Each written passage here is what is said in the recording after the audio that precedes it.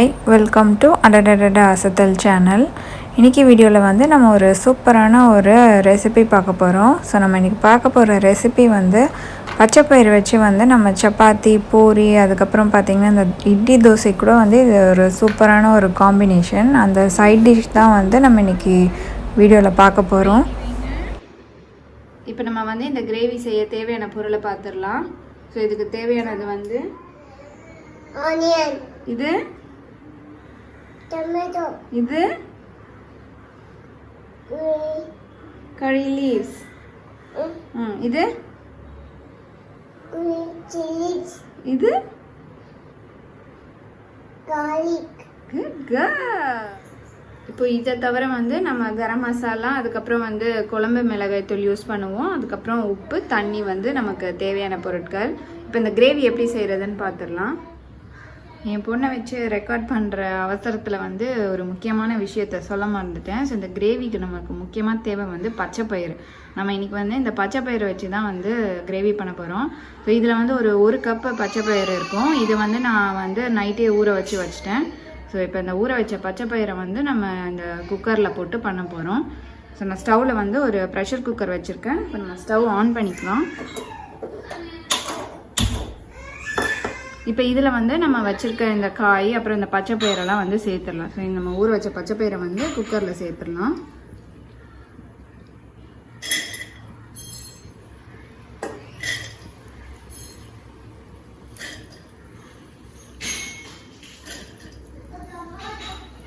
இப்போ வந்து நான் பச்சைப்பயிரை ஆட் பண்ணியாச்சு. இதில் வந்து நம்ம நறுக்கி வச்சுருக்க வெங்காயம், தக்காளி, பச்சை மிளகாய், பூண்டு இதை வந்து நம்ம சேர்க்குறோம். ஸோ இதில் வெங்காயம், தக்காளி, பூண்டு, பச்சை மிளகாய் வந்து காரத்துக்கு ஏற்ப நீங்கள் வந்து ரெண்டாக கீரி போட்டுக்கலாம். ஏன்னா நம்ம இப்போ இதில் வந்து குழம்பு மிளகாய் தூள் போடுவோம், அப்புறம் கரம் மசாலாவும் போடுவோம். பூண்டு வந்து ஒரு 4 பல்லு பூண்டு போட்டிருக்கேன். தக்காளியும் வெங்காயம் வந்து ஒரு மீடியம் சைஸ் தக்காளி வெங்காயத்தை வந்து போட்டிருக்கேன். இப்போ இதில் வந்து நம்ம மிளகாய் தூள் போட்டுக்கலாம். ஸோ நான் குழம்பு மிளகாய் தூள் வந்து கொஞ்சமாக போட்டுக்கிறேன், ஒரு 1/2 டீஸ்பூன் போட்டுக்கிறேன். அதுக்கப்புறம் வந்து கரம் மசாலா இதுவும் வந்து ஒரு 1/2 டீஸ்பூன். உப்பு தேவையான அளவு. இது வந்து இப்போதைக்கு நீங்கள் போட்டுக்கோங்க. அதுக்கப்புறம் நம்ம அட்ஜஸ்ட் பண்ணுவோம். அப்போ கூட நம்ம தேவையானதை வந்து ஆட் பண்ணிக்கலாம். இப்போ இதில் வந்து நம்ம அந்த பயறு வேகிறதுக்கு தேவையான அளவு தண்ணி ஊற்றிக்கலாம்.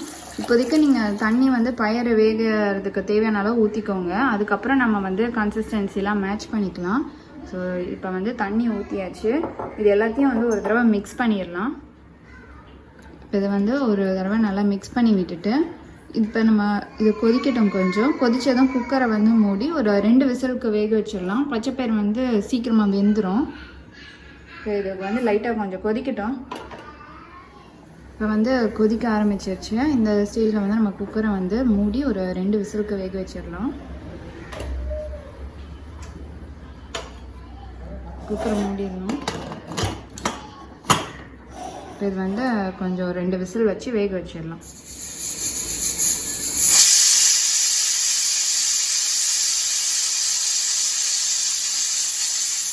இப்போ நான் வந்து ஒரு 3 விசிலுக்கு வச்சுருக்கேன். இப்போ ஸ்டவ் ஆஃப் பண்ணிடலாம். ப்ரெஷர் இறங்கினதும் வெந்துருச்சான்னு நம்ம பார்த்துடலாம். இப்போ இது ப்ரெஷர்லாம் நல்லா இறங்கட்டும். இப்போ ப்ரெஷர்லாம் இறங்கிருச்சு. நம்ம எப்படி வந்திருக்கு பருப்புன்னு பார்ப்போம்.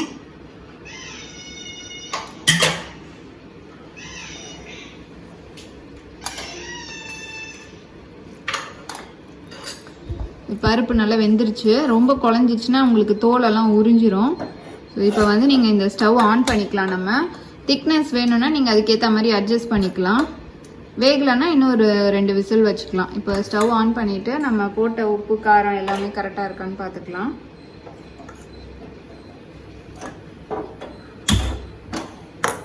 இப்போ இதில் வந்து உப்பு மட்டும் கொஞ்சம் கம்மியாக இருந்துச்சு. நான் கொஞ்சம் சேர்த்துக்கிட்டேன். கன்சிஸ்டன்சி எனக்கு இது போதும், அதனால் வந்து தண்ணிலாம் எதுவும் சேர்க்கலை. ஸோ இந்த கன்சிஸ்டன்சி இருக்கட்டும்.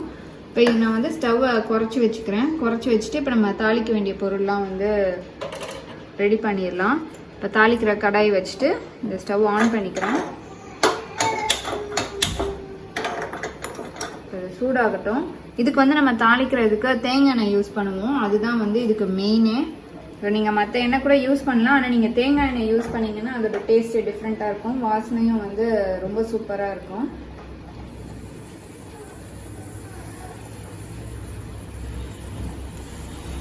வந்து இப்போ சூடாயிடுச்சு. இதில் வந்து நம்ம இப்போ தேங்காய் எண்ணெய் ஊற்றிடலாம்.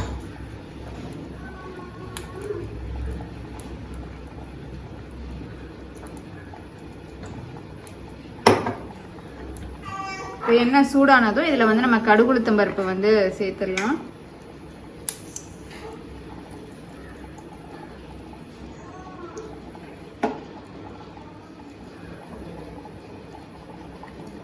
இப்போ எண்ணெய் வந்து சூடாயிடுச்சு. இதில் வந்து நம்ம இந்த கடுகு உளுத்தம் பருப்பை வந்து சேர்த்துடலாம்.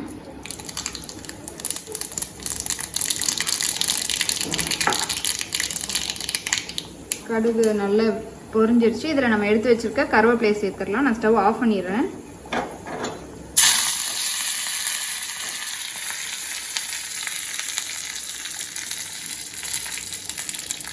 இப்போ இதை வந்து இதில் சேர்த்துடலாம்.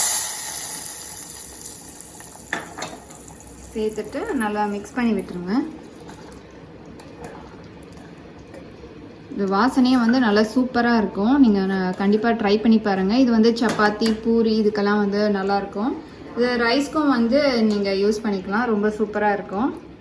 இப்போ இந்த கிரேவி வந்து நம்ம ஸ்டவ் ஆஃப் பண்ணிடலாம். ஏன்னா இது ஆறினோடனே திக்காகும். ஸோ இந்த கன்சிஸ்டன்சி கரெக்டாக இருக்குது. இப்போ ஸ்டவ் ஆஃப் பண்ணிடுறேன். ஆஃப் பண்ணிவிட்டு இதில் வந்து கொஞ்சம் இந்த வெந்தயக்கீரை வச்சுருக்கேன், கசூரி மேத்தி, அதை கொஞ்சம் நசுக்கி அதையும் கொஞ்சம் போட்டுருங்க. இப்போ இதை வந்து நல்லா மிக்ஸ் பண்ணி விட்டுருங்க. நம்மளோட கிரேவி வந்து சூப்பராக ரெடி ஆயிடுச்சு. எப்படி இருக்கு? இந்த ரெசிபி உங்களுக்கு ரொம்ப பிடிச்சிருக்கும்னு நினைக்கிறேன். நீங்களும் உங்கள் வீட்டில் ட்ரை பண்ணி பார்த்துட்டு உங்களோட ஃபீட்பேக்கை கமெண்ட் பண்ணுங்கள். இந்த வீடியோ உங்களுக்கு பிடிச்சிருந்ததுன்னா அடடடா அசத்தல் சேனலுக்கு சப்ஸ்கிரைப் பண்ணுங்கள், லைக் பண்ணுங்கள், ஷேர் பண்ணுங்கள். நன்றி.